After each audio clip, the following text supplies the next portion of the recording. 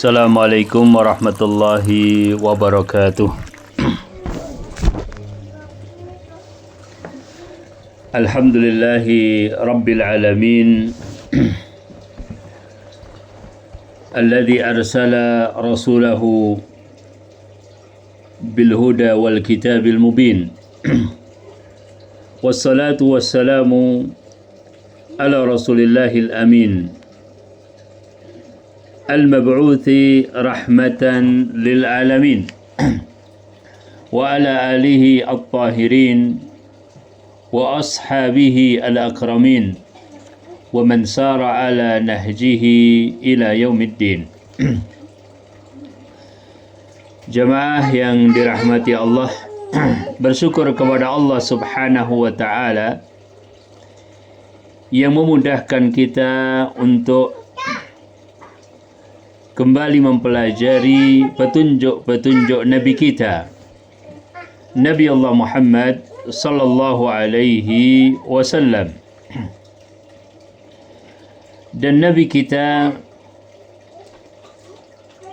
diberikan oleh Allah Subhanahu wa Ta'ala kebaikan untuk disebarkan. Maka beliau menjelaskan tidak satu kebaikan pun yang mendekatkan seorang muslim kepada surganya, melainkan telah beliau jelaskan. Dan tidak satu keburukan pun yang menyebabkan seseorang kepada azab atau neraka, melainkan beliau telah memberikan peringatan. Nabi kita adalah Bashirun wa Nadhirun. Bashir artinya adalah pembawa berita gembira. Nadhir artinya adalah pembawa peringatan. Di dalam sebuah hadis yang diriwayatkan oleh sahabat Abdullah bin Amr radhiyallahu ta'ala anhuma, beliau berkata, qala Rasulullah sallallahu alaihi wasallam, qad aflaha man aslama wa ruziqa kafafa wa qanna'ahu Allah bima atah. Rawahu Muslim. Qad aflaha man aslama, telah berbahagia orang yang berada di dalam keislaman. Waruziqa kafafan, dan diberikan rezeki yang cukup. Wa qanna'ahu Allah bima atah, dan Allah jadikan dirinya merasa cukup dengan apa yang Allah telah karuniakan kepadanya. Hadis ini menjelaskan kepada kita bahwasanya al-falah atau keberuntungan adalah bagi mereka yang bisa mengumpulkan tiga perkara, atau bagi siapapun yang terkumpul pada dirinya tiga perkara tersebut. Dan al-falah atau keberuntungan artinya adalah ismun jami'un li husuli kulli matlubin mahbub wassalamah min kulli marhub. Sebuah kata yang menunjukkan atau sebuah kondisi di mana terjadi husuli kulli matlub mahbub, terjadinya segala sesuatu yang diinginkan dan disukai atau dicintai. Kulli matlub mahbub. Apabila seseorang menginginkan sesuatu dan itu adalah sesuatu yang dia sukai, kemudian ternyata itu dia dapatkan, maka itulah keberuntungan. Dan as-salama min kulli marhub artinya adalah selamat dari segala sesuatu yang ditakutkan, khawatir terhadap sesuatu, takut akan terjadi sesuatu, dan selamat, maka itu juga merupakan keberuntungan.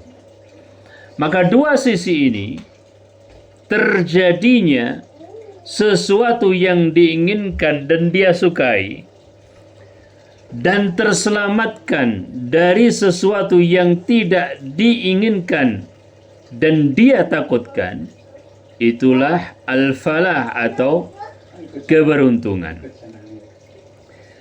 Kemudian Nabi SAW menunjukkan bahwa al-falah cukup pada diri seseorang apabila terkumpul padanya tiga perkara. Sebagaimana Nabi SAW katakan tadi, dan barang siapa tiga perkara itu terjadi pada dirinya, maka dia telah mengumpulkan kebaikan, baik terkait dengan agamanya ataupun terkait dengan duniawinya. Marilah kita perhatikan apa tiga perkara yang disebutkan oleh Nabi SAW sebagai makna dari al-falah atau keberuntungan itu. Yang pertama adalah qad aflaha man aslama. Telah beruntung orang yang muslim, orang Islam. Ya. Seseorang yang diberikan petunjuk oleh Allah Subhanahu wa taala menjadi muslim, maka benar-benar telah beruntung. Kenapa? Sebab Allah Subhanahu wa taala tidak menerima agama selain Islam. Banyak orang mengklaim bahwa keridhaan Allah itu bisa didapatkan dari berbagai jalan. Yang penting baik, yang penting tidak membuat rugi orang lain. Kemudian dipilihlah jalan sesuai dengan apa yang dia pahami. Dia kemudian memilih agama suka-suka dia, dengan pengertian bahwasanya yang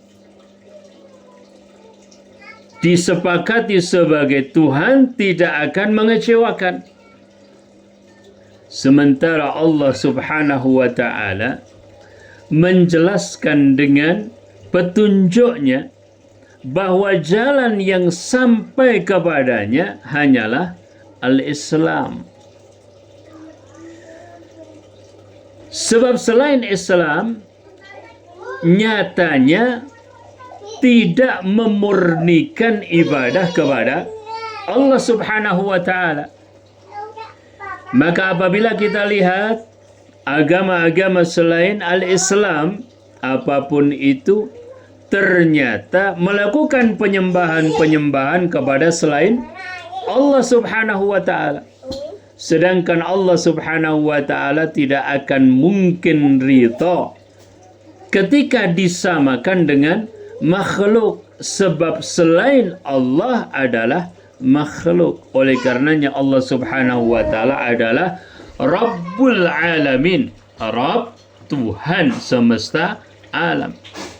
Dan alam itu adalah kullu ma siwallah, segala sesuatu selain Allah. Maka tidak mungkin Allah Subhanahu wa taala meridai agama selain Islam. Terus bagaimana dengan agama para nabi sebelum Rasul sallallahu alaihi wasallam? Allah jelas mengatakan di dalam Al-Qur'an bahwasanya Allah menamai mereka al-muslimin. Jadi baik Nabi Nuh atau Nabi Ibrahim atau Nabi Musa atau Nabi Isa, semuanya adalah muslimin. Dikatakan Yahudi, dikatakan Nasrani, sebagaimana Allah Subhanahu wa taala sebutkan di dalam Al-Qur'an. Namun penyebutan tentang Yahudi, penyebutan tentang Nasrani adalah untuk menjelaskan tentang umat para nabi itu. Bahwasanya Bani Israel adalah mengikut Musa alaihi salatu wassalam. Bahwasanya Nasara adalah pengikut Isa alaihi salatu wassalam. Namun hakikatnya apabila mereka itu mengikuti tauhid yang dibawa oleh Musa alaihissalatu wassalam, tauhid yang dibawa oleh Isa alaihissalatu wassalam, hakikatnya adalah al-Islam.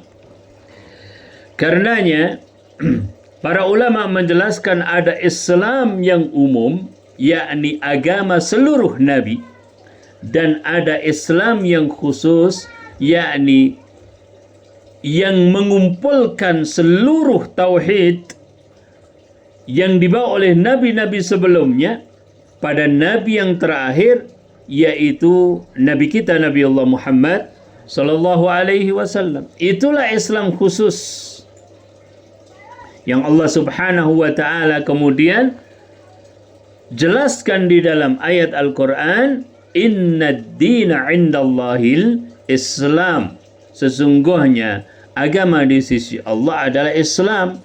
Baik Islamnya para al-anbiya secara umum, terlebih lagi Islam yang khusus yang dibawa oleh Nabi Allah Muhammad sallallahu alaihi wasallam. Dan Allah Subhanahu wa taala tidak meridai jalan kecuali jalan tersebut. Wa anna hadza sirati mustaqiman fattabi'uhu wa la tattabi'us subula fatafarraqa bikum an sabilih. Dan inilah jalanku yang lurus. Fattabi'u, maka ikutilah jalan tersebut, jalan itu.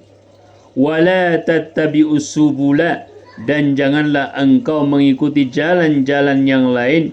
Fatafarraqa bikum an sabilih, maka kalian akan bercerai-berai dari jalan Allah, jalannya.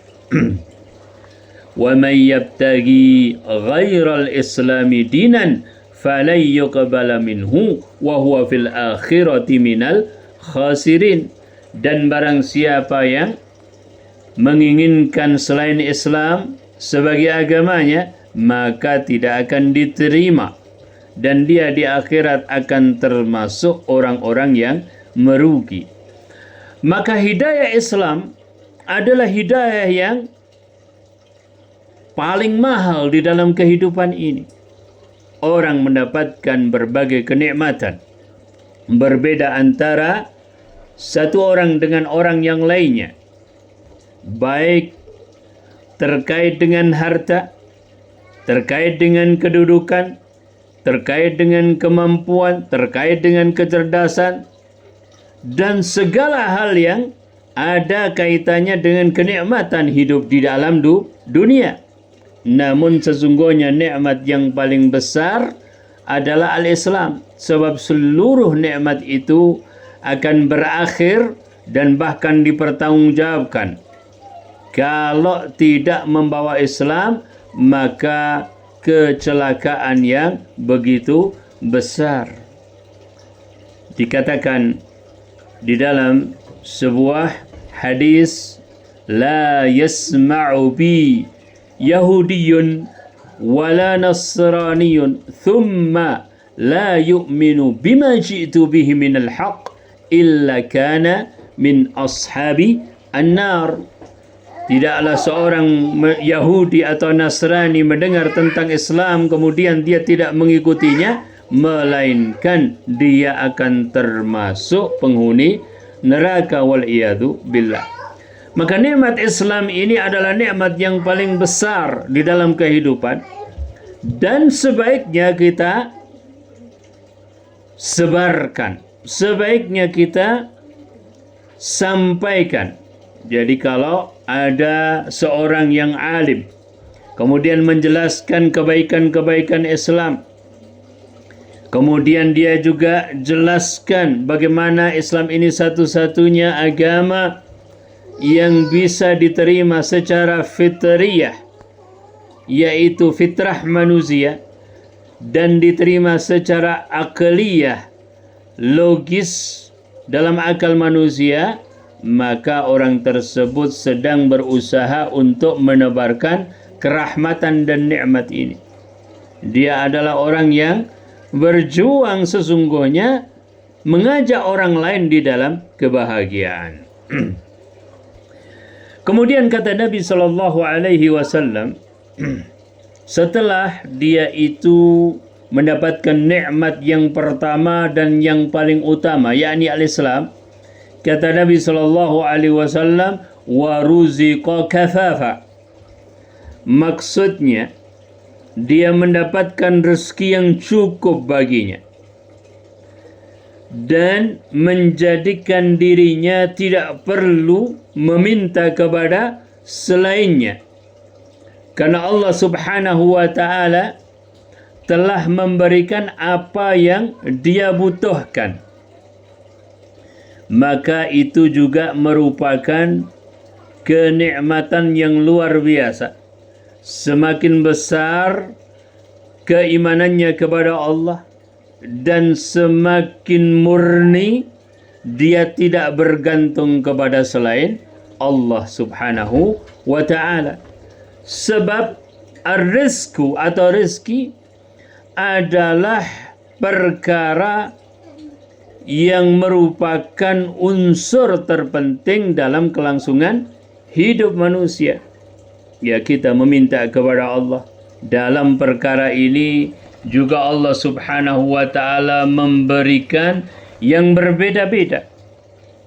Rupanya berbeda-beda. Jumlahnya berbeda-beda, kebutuhannya berbeda-beda. Namun yang paling penting adalah cukup dan keberkahan dari Allah Subhanahu wa taala yang menjadikan dirinya hanya bergantung kepada Allah Subhanahu wa taala. Yakin bahwa Allah taala adalah Ar-Razzaq yang Maha Memberi. Allah yang telah menciptakan manusia, maka Allah juga yang menciptakan sebab-sebab kehidupan manusia.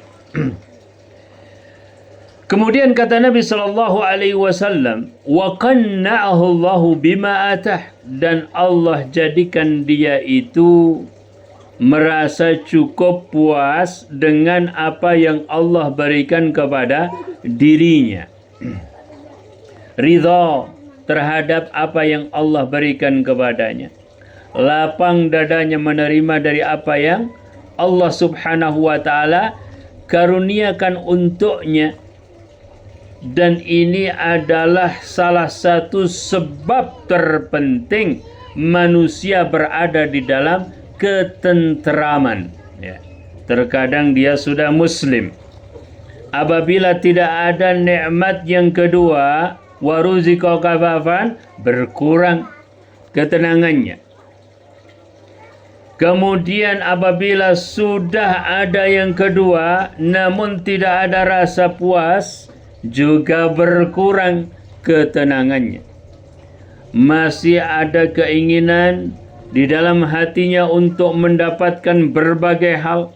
Barangkali keinginannya itu juga merusak keridhaannya terhadap pembagian yang Allah karuniakan kepadanya.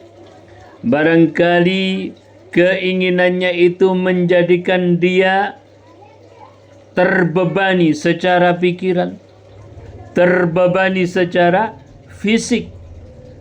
Oleh karenanya Nabi SAW katakan bahwasanya qanaah adalah salah satu di antara unsur yang sangat penting bagaimana orang itu berada di dalam keberuntungan dan di dalam al-falah. Betapa banyak jamaah yang dirahmati Allah. Orang yang rezekinya ternyata lebih banyak dari kita. Bahkan tidak masuk di dalam logika kita. Ya, ternyata masih saja tidak puas. Ternyata masih saja ada ketamakan sehingga dia melakukan perbuatan-perbuatan yang haram. Apakah itu merampas? Apakah dia melakukan pencurian? Apakah dia melakukan korupsi? Apakah dia mengambil hak yang bukan wewenang atau hak dia? Kenapa yang demikian itu? Karena ada hawa nafsu. Karena tidak ada qanaah pada dirinya. Maka benar kata Nabi SAW, jika perkara yang ketiga ini ada pada diri manusia, sempurnalah al-falah tadi. Ya sudah muslim, Masya Allah. Kemudian diberikan rezeki yang cukup untuk memenuhi kebutuhannya. Kemudian dia mempunyai sifat qanaah. Sempurnalah keberuntungan yang ada pada orang tersebut. Dan apabila terjadi kekurangan pada 3 perkara tersebut, satu di antara 3 perkara tersebut berkurang, maka berkuranglah kebahagiaan dan keberuntungan yang ada pada seseorang. Apalagi kalau yang tidak ada itu adalah iman. Apabila yang tidak ada itu adalah Islam. Apabila yang tidak ada itu adalah tauhidullah, maka kerugian di atas kerugian. Ya. Sebab seorang yang berada di dalam kenikmatan yang paling tinggi dalam kehidupan dunia ini, apabila dia tidak sebagai seorang muslim, kelak di akhirat akan mendapatkan penyesalan yang sangat-sangat besar. Oleh karenanya jamaah yang dirahmati Allah, apabila kita sudah menjadi seorang muslim, apapun yang Allah rezekikan kepada kita, maka kita berupaya untuk menggunakannya di jalan Allah. Apabila ternyata belum mencukupi apa yang menjadi kebutuhan kita, kita berusaha dan juga meminta hanya kepada Allah.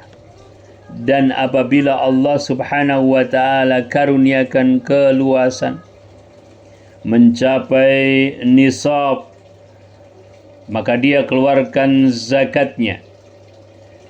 Mencapai melebihi kebutuhan yang dia butuhkan, dia infakkan, dia sedekahkan, dan tidak menunggu waktu. Sebab apa? Sebab sebaik-baik sedekah adalah yang dikeluarkan oleh seseorang tatkala dia masih dalam keadaan hidup, tatkala dia masih dalam keadaan sehat. Oleh karenanya Rasulullah sallallahu alaihi wasallam menyebutkan bahwasanya ma naqasat sadaqatun min malin wa ma zadallahu 'abdan bi'afin illa 'izza wa ma tawadha'a ahadun illa rafa'ah. Tidaklah sedekah itu mengurangi harta hakikatnya, sebab Allah Subhanahu wa ta'ala akan mengganti baik di dunia ataupun di akhirat. Nah, jemaah yang dirahmati Allah, kembali kepada hadis Nabi ini. Hadis Nabi ini juga memberikan sebuah muhasabah kepada diri kita. Muhasabah yang pertama terkait dengan membaguskan Islam kita. Muhasabah yang kedua terkait dengan sikap terhadap nikmat yang Allah berikan kepada kita, baik sikap di dalam mencari, ataupun sikap di dalam menggunakan, ataupun sikap di dalam mensyukuri. Dan puncak dari rasa syukur itu adalah dia menggunakan di jalan Allah Subhanahu wa taala. Dan di antara perkara yang menahan dirinya untuk tidak keluar dari hukum-hukum Allah Subhanahu wa taala apabila dia mempunyai rasa qanaah terhadap pemberian Allah Subhanahu wa taala. Jamaah yang dirahmati Allah, ini adalah kesempurnaan, dan tentunya terhadap kesempurnaan itu masing-masing kita mempunyai kekurangan. Kekurangan itu semakin kita ketahui, semakin kita bisa mengoreksi, semakin kita insya-Allah taala berupaya untuk menyesuaikan. Alhamdulillah, apabila kemudian dengan penyesuaian-penyesuaian tersebut sedikit demi sedikit, dengan pertolongan Allah semakin sempurna nikmat itu, baik yang terkait dengan iman dan Islam kita, baik yang terkait dengan rezeki kita, baik yang terkait dengan sikap kita pada rezeki Allah Subhanahu wa taala. Semoga Allah Subhanahu wa taala memberikan kemudahan kepada diri kita. Allahumma la sahla illa ma ja'altahu sahla wa anta idza syi'ta taj'alul hazana sahla. Ya Allah, tidak ada yang mudah kecuali yang Engkau jadikan mudah. Dan ya Allah, apabila Engkau kehendaki yang susah akan menjadi mudah. Demikian yang bisa disampaikan. Semoga Allah Subhanahu wa taala memberikan taufik, memberikan barakah kepada kita semuanya, semakin meningkat ilmu dan amal kita. Aqulu qouli hadza, subhanakallahumma bihamdik, asyhadu an la ilaha illa anta, astaghfiruka wa atubu ilaik.